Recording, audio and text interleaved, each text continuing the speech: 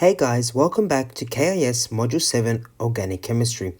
Last lesson we finished 7.3, so this lesson we're going to be starting on to 7.4, which is a new chapter of Module 7, or a new section of Module 7. It's all about alcohols.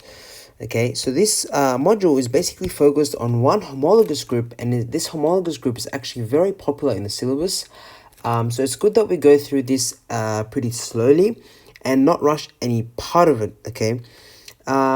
Before, or basically in 7.2, we've already talked about the physical properties shared by all alcohols.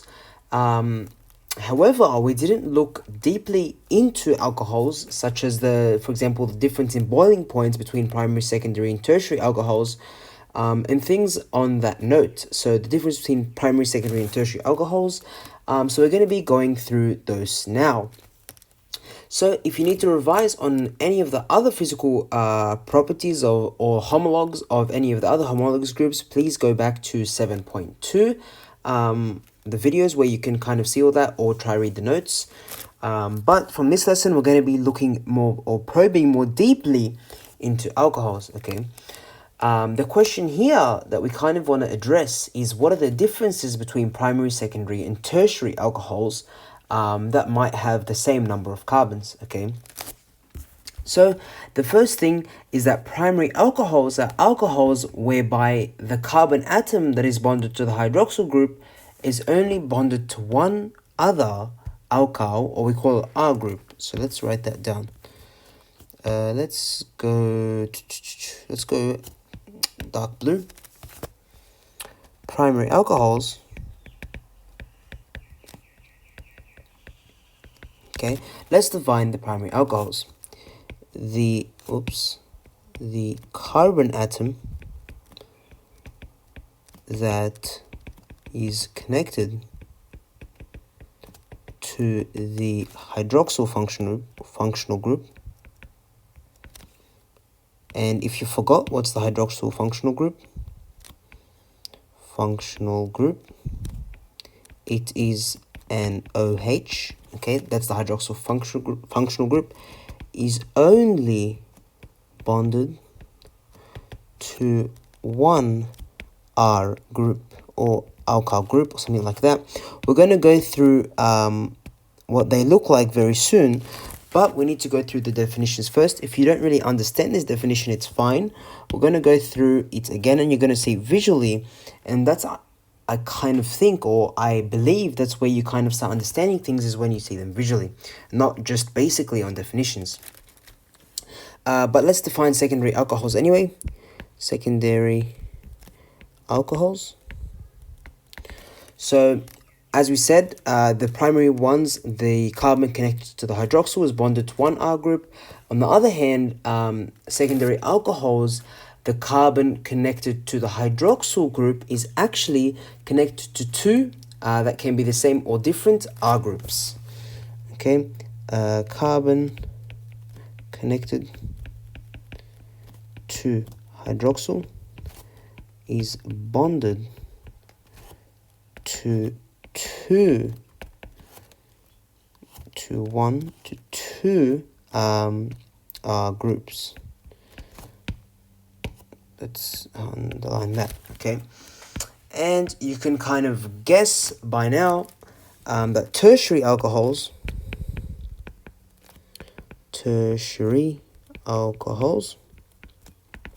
okay, you can kind of guess that with tertiary alcohols, the carbon connected to the hydroxyl group is actually bonded to three R groups.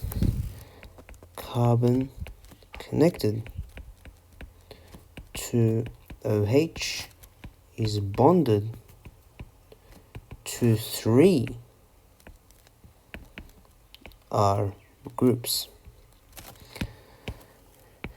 Okay, awesome. Now we've defined it, but what does that actually mean? Okay, so these are the actual definitions, but this is the way I like to remember it. So I'm going to say, in other words, primary, secondary, and tertiary alcohols are just ways of describing differently structured alcohols according to the relative position of the hydroxyl group. Okay, so let's have a look. So let's draw a primary. So these are my definitions. This is how I understood the most. It's not like the best way of saying it, but this is how I remember them. A primary is that the carbon connected to the hydroxyl is connected, carbon connected to hydroxyl, okay, is connected to one other carbon. Connected to one other carbon. So let's see what this looks like. So if we have a primary alcohol like methanol, we'd have one OH. Actually, we avoid methanol. Let's do ethanol. Methanol is not a primary, not tertiary, and not secondary. We'll go through why later, but we'll just stick here for now. So this is a primary alcohol. What the definition I've written means, the carbon connected to the hydroxyl, is connected to only one other carbon. And that is a primary alcohol. If we look at secondary, okay, the carbon connected, let me do that short, carbon connected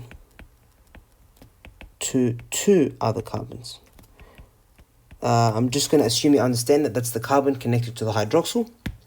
So if we draw an example of a secondary one, let's have a look. We have 1, 2, 3, H, H, H, H, H, OH. Okay. Now, if we observe, the carbon connected to the hydroxyl is connected to two other carbons. So that's a secondary alcohol. Now, if we look at tertiary, carbon connected to three other carbons, this is what it would look like.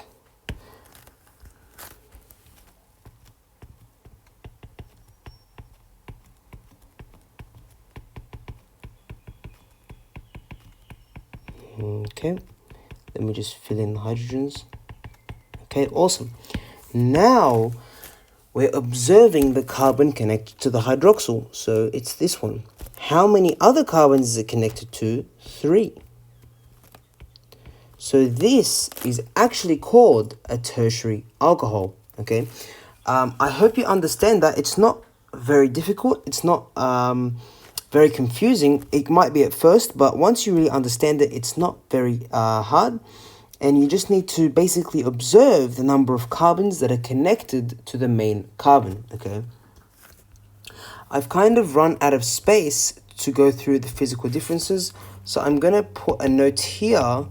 So when you go over your notes, please see below. Okay, so let's go all the way down and go through physical differences. So physical differences between primary, secondary, and tertiary alcohols. We actually have one main one, which is boiling and melting points, okay? So we've already explored the difference in melting and boiling points between different sizes of alcohols, but now we're going to explore the difference in terms of melting and boiling points, which is shared between primary, secondary, and tertiary alcohols with similar molecular masses. So basically the same number of carbons, okay? Tertiary alcohols, or a tertiary alcohol, has more alkyl groups than a secondary alcohol, which would have more alkyl groups than a primary alcohol. And so the hydroxyl group is less exposed due to more alkyl groups. So if we look at, actually, let me explain it all first, and then we'll look at an example so we can kind of visualize it, okay? So what would this mean for us? It would actually mean that there would be less hydrogen bonding occurring in a tertiary alcohol when compared to a secondary alcohol due to this hindrance of alkyl groups. And so from that understanding, tertiary alcohols would actually have a lower melting and boiling point when compared to secondary alcohols, and also why secondary alcohols have a lower melting and boiling point when compared to primary alcohols.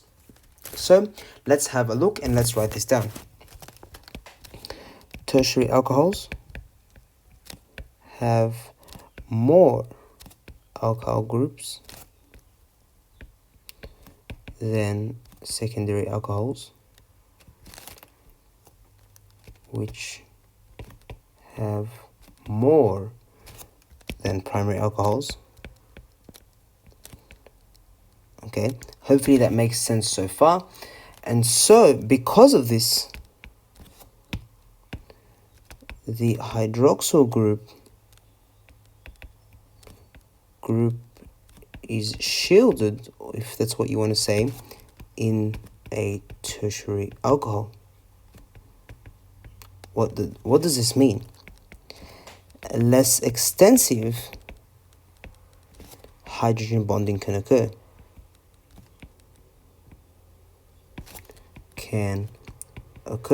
Okay, and what do we know? We know that melting and boiling points are a gauge of the strength of hydrogen bonding, or the main intermolecular force. So we can kind of see that when there's a less extensive hydrogen bonding or a weaker intermolecular force, we're going to have a lower melting and boiling point. Okay, and so we said that tertiary alcohols, let's put a note here, same when comparing primary and secondary alcohols. So we said that tertiary are more shielded than secondary, and secondary are actually more shielded than primary alcohols. Okay, so let's write the summary. So tertiary alcohols have lower melting points and boiling points than secondary alcohols, and also why secondary alcohols have lower melting points and boiling points than primary alcohols. Okay, so that's basically all you need to know about the physical properties between, or the physical differences between, primary, secondary, and tertiary alcohols.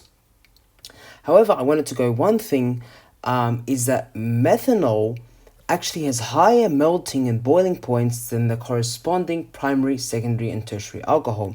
Why is that? Because it does not have any alkyl groups. I kind of brushed through this earlier, but methanol is this. It has no alkyl groups, there is no shielding at all. So actually it has a higher melting and boiling point than its corresponding primary, secondary, and tertiary alcohol. So let's leave it there and then let's go back up. And go to the chemical differences between primary, secondary, and tertiary alcohols. Now that we've learned how to differentiate them and we've learned the physical differences, or the physical property differences between them, let's go through some chemical ones. These ones are quite interesting and probably ones you would have never heard of before, but that's simply because chemical differences between them are not very extensively examined, but it's okay, we still can go through them. Okay. The difference in chemical property between the three different types of alcohols, one of them is actually acidity. And that's funny because we didn't actually learn that alcohols were acidic, but they actually have a difference in acidity. So let's use blue. In terms of increasing acidity, the tertiary alcohol is the lowest acidic, so it's the most alkaline. The secondary alcohol is then more acidic, the primary is more acidic, and methanol is the most acidic. Okay, so let's go. Increasing acidity. Oops. Okay, let's just get rid of it all. Increasing acidity. We have tertiary.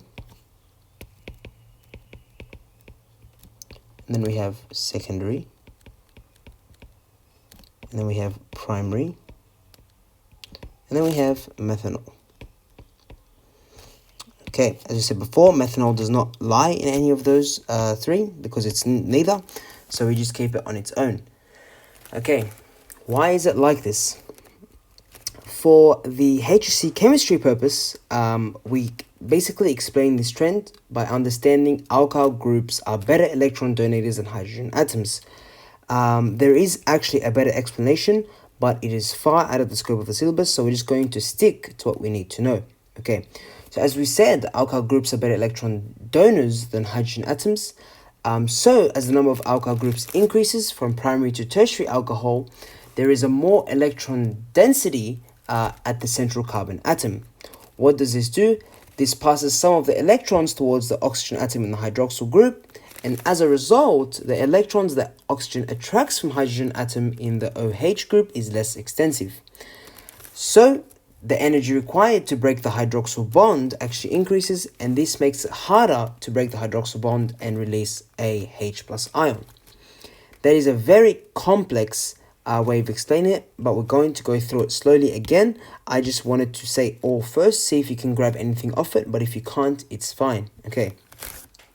So we know that as the number of alkyl groups increase from primary to tertiary alcohol, there is a higher electron density towards the central carbon atom. Okay, so if we look at what we drew before, let's just look at the tertiary alcohol. With the tertiary alcohol, there is a lot more alkyl groups. What does that mean for us? It means there's a higher electron density, okay, because there's more electrons here, okay. These, like some of these electrons, are actually pushed towards the central carbon atom. We don't need to know how because that's out of the scope of the syllabus, but we just know they do, okay. Oxygen, so now we have electrons. Let's draw another tertiary alcohol here just to make things easier for ourselves.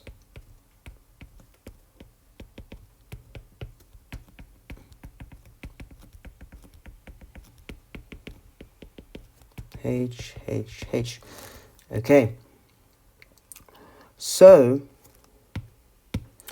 now we have a lot of electrons floating here, okay, because they've come from the extra alkyl groups, okay. Oxygen is a lot more electronegative than the carbon, okay. So these electrons are actually going to float about and get attracted to this oxygen here, okay. What does that mean for the oxygen, okay? We actually have two things going on here. We have a carbonyl group and a hydroxyl group, okay? The electrons that come extra here will be pulled towards the oxygen because it's more electronegative. So the oxygen is now going to have a lot of electrons around it, okay? And this is the same oxygen here. What does that do? That makes the oxygen more negatively charged. So it's now a higher partial negative charge, okay? What does this do for us? This increases the bond energy, but how? Since now this is a bigger delta minus, the delta plus hydrogen is going to be further attracted to the negative oxygen. The positive is going to be more further attracted to the negative because it's a greater negative, okay? What does this do? It makes it harder to break this hydroxyl bond and release the H plus ion. We learned in module 6 that acidity is due to the H plus ion, and if it's harder to release the H plus ion, then it's going to be less acidic, okay? I hope you understand that. If you didn't, please go through the explanation. Basically, extra alkyl groups means more electrons, more electron density in the center. They get attracted to oxygen since it's more electronegative. The more negative the oxygen, the stronger the H is pulled in, the higher the bond energy, the harder it is to break the hydroxyl bond. The harder it is for a H plus ion to be released, it means the weaker the acid. So let's write this down super quickly. Let's just get rid of this. Okay, so what happens? Let's go through the steps again. More alkyl groups. What's going on? Groups means more electrons attracted to the center. They're not actually, the correct wording is not attracted to the center, is that since there's a higher electron density, they are pushed towards the central carbon atom, okay? Attracted to this, actually, let's just reword that. Pushed towards central carbon atom. Okay, and then what happens? After they push towards the center carbon atom, some of these electrons are pulled towards oxygen. Pulled towards oxygen. That's because of electronegativity. Okay, what does this do? Increases bond energy. Harder to break the hydroxyl group, and then harder to release H plus, weaker acid. Hopefully that makes sense, because it's really something you need to understand well, and I think a flowchart like this will help you understand it a lot more. Okay, there is one other chemical difference that we need to look at, which is oxidation. Okay, so due to the different number of alkyl groups, like in primary, secondary, and tertiary alcohols, since they have a different number of alkyl groups, the oxidation products are different. Okay, so primary alcohols can actually be oxidized to an aldehyde and then a carboxylic acid, but for example, not a ketone. In the case of secondary alcohols, we can oxidize them to ketones, but not to aldehydes or carboxylic acids. Also, so we can see that there's a main difference here. However, the first two can oxidize. Tertiary alcohols, usually they do not readily oxidize unless in extremely oxidative conditions, and that would actually usually involve the breaking of a carbon-carbon bond, which is extremely difficult. One very common one is combustion. However, I don't think you should worry about this. We're going to study oxidation much further and more extensively, the oxidation of alcohols, so there's nothing to worry about right now. But what you need to know is, what we're going to write down is that a difference in chemical properties is that primary, let's fix that up, primary oxidize, let's write primary oxidation is we have an alcohol to an aldehyde. What is going on? Aldehyde to a carboxylic acid. Okay, secondary oxidation, we have an alcohol to a ketone, and we can't do anything after that. Tertiary is actually no reaction. Okay, so with tertiary alcohols, we don't readily have any oxidation reactions. So basically, from the chemical differences, or what we can bring out, is that primary and secondary alcohols can oxidize very readily to different products. Like an alcohol can go aldehyde, carboxylic acid, secondary can go alcohol to ketone, and tertiary is no reaction unless it's very extensive, which we're not going to go into right now. So we learned earlier that for non-oxidation reactions, so for example, substitution, hydration, dehydration, when we're speaking about alcohols and alkenes in 7.3, we learned that for non-oxidation reactions, tertiary alcohols are going to be more reactive, and then secondary, followed by primary. So we said that for non-oxidation reactions, reactivity from highest to lowest is actually tertiary to methanol. Let's put that in another color. Tertiary to methanol. Okay. However, like the trend for oxidation reactions, or what we're doing here, is actually the direct opposite. Oxidation. We actually have methanol to tertiary, where tertiary basically does not oxidize at all. Okay, And this is the end of all the chemical differences you need to know between primary, secondary, and tertiary alcohols. Next lesson, we're going to be going through other reactions such as combustion and dehydration, things like that. So stay tuned for that, and I'll see you next lesson. If you've missed anything, please go back and rewatch. You can't learn these things without learning the previous things, so don't think you can skip a video. Please rewatch them, and if you have any questions, let me know. I will see you guys in the next video where we continue 7.4.